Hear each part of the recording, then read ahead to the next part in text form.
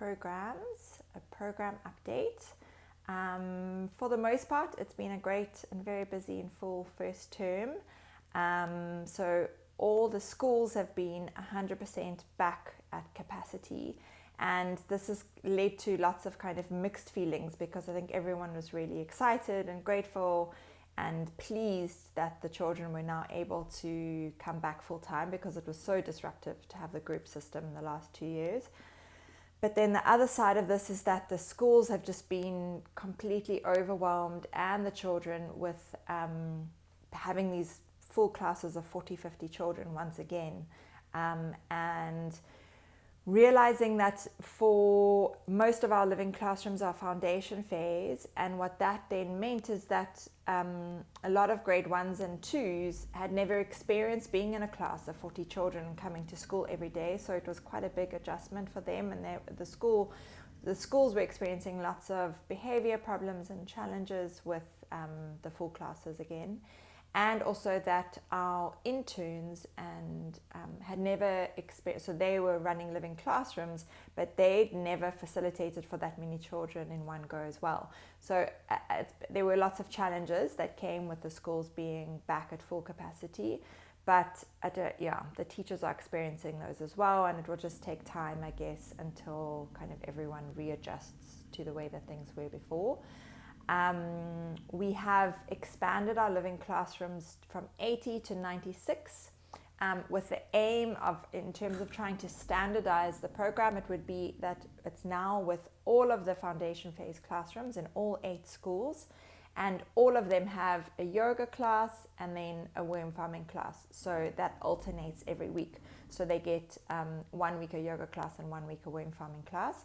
And then ultimately the ideal would be that they get a weekly yoga class, and every 2 weeks there's a worm farming class, because that was kind of the agreement that would be first prize, that the yoga class specifically is weekly. But that's great that at least we've achieved that goal of working with all of the foundation phase classes across all of those schools. And I think that's also come with letting go some of the intermediate phase classes, because it became clear that the foundation phase is where the living classroom is focused. And another thing that's been really great this year is focusing on the recruitment and enrollment of the extramural clubs. And this is always something that we've struggled with in Lavender Hill. There's never been great numbers and turnout, but for a whole combination of reasons, the response has been really positive.